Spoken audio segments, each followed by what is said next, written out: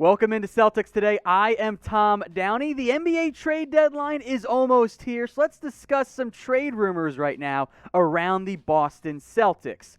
Pistons forward Jerami Grant in the midst of a true breakout season for Detroit, and the report from The Athletic is that the Boston Celtics are trying to acquire him in a trade, offering quote-unquote multiple first-round picks for the Pistons forward. Now, I do want to make note that the Athletic report did not specify how many multiple meant. Could mean 2, could mean 3.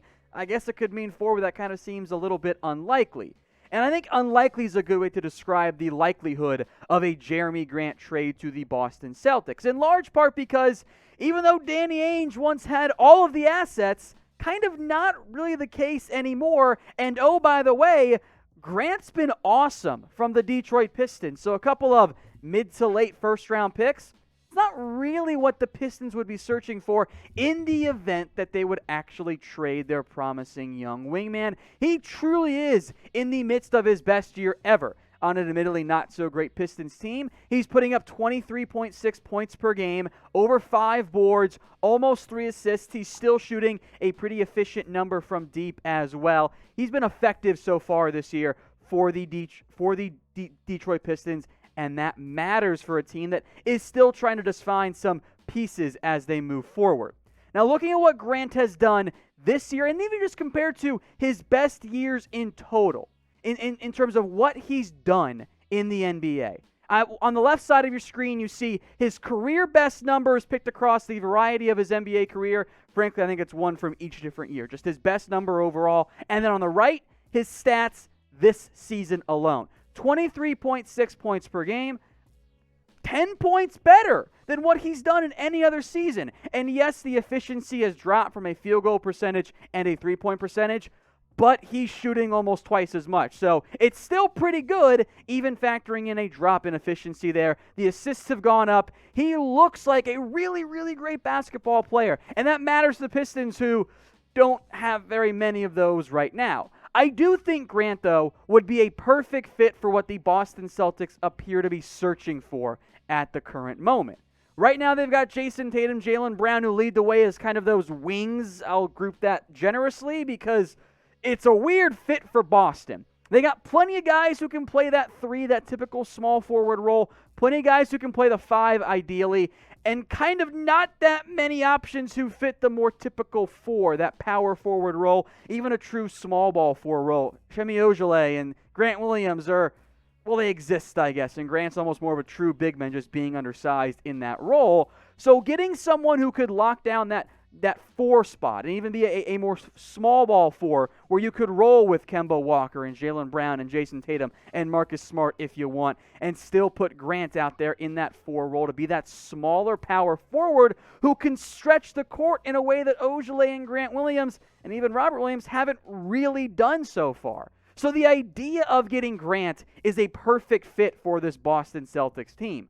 I'm just unconvinced that the Celtics are willing to deal the assets to go get him, even though he would be a perfect fit for that expensive $28.5 million trade exception that Grant would slot into nicely.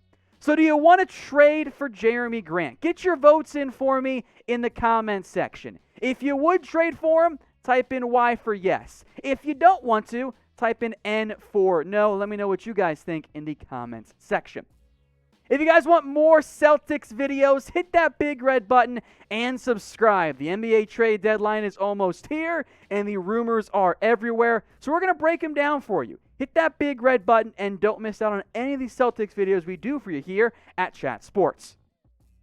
Let's chat Al Horford now. Could he return to the Boston Celtics? This idea suggested by Celtics Wire, the USA Today site. There's an interesting idea, and interesting is a nice way of me saying what I think about it. I think Horford, of course, played for the Boston Celtics 2016, 2019, 3 years in total. They had the trade exception, $28.5 million, but is Al Horford and a player of his style really what Boston is searching for? Does that fill the need for them? I will make note that with a pretty bad Oklahoma City Thunder team, Horford is putting up a bit of a resurgent type of season. The points per game have gone up compared to what he did in previous years. He's still able to stretch the court and offer a little bit more shooting than some of the current Celtics big men really truly offer. I think from a play style perspective, he does make some more sense than some of the other big men linked to Boston, like, say, a LaMarcus Aldridge, for example. So for Horford, he's frankly done better in Oklahoma City than what he averaged with the Boston Celtics. That was 13.5 points per game. The rebounds and assists have gone down a little bit. The three-point shooting is still pretty steady. But from a scoring perspective, Horford does bring Boston more than what they currently have on the roster. So 5 of their big men, making note that Grant Williams is kind of sort of a big man. That's the role he plays, although his size doesn't really say that. Daniel Tice has been a good starting center, 9.5 points per game. Tristan Thompson's been a quality backup. Robert Williams has shown flashes, by the way. He's looked like he could be in the midst of a true breakout year. And, of course, I included Taco Fall for you guys as well, because how can you not mention a big man and not include Taco Fall on that list? Horford, again, kind of fits that weird size that the Celtics have quite a few of in terms of matching the play style versus the actual height and whatever. But he could be an option for Boston. Where things get tricky is this. You bring in Al Horford. What are you doing with your big men rotation? You have Daniel Tice. You have Tristan Thompson. Grant Williams is young. Robert Williams is young. And frankly, I would argue probably worthy of getting at least a little bit more playing time, hoping he could become a bigger piece for this team. So from a playing time and role perspective, it's a little bit awkward in terms of figuring out what role Horford actually ends up playing. Of course, if Boston wants to stay below that luxury tax line, well, maybe they could send a big man or two back. So the USA did put together a trade package of sorts. They were non-committal to exactly what players they included, but this was the gist of their package here. Celtics, of course, get Al Horford. Daniel Tice goes to the Thunder. Tristan Thompson, Jeff Teague also go. And they said unprotected second-round picks as opposed to a late first-rounder. And we do know the Thunder are in absolute love with getting any and all draft picks. They love to do that. If they could flip Horford for a draft pick and potentially re-sign Tice as well, that actually might be pretty intriguing for the Oklahoma City Thunder. I just wonder if it's really in the best interest for Boston to bring back Al Horford as opposed to pursuing someone more in that wingman style role.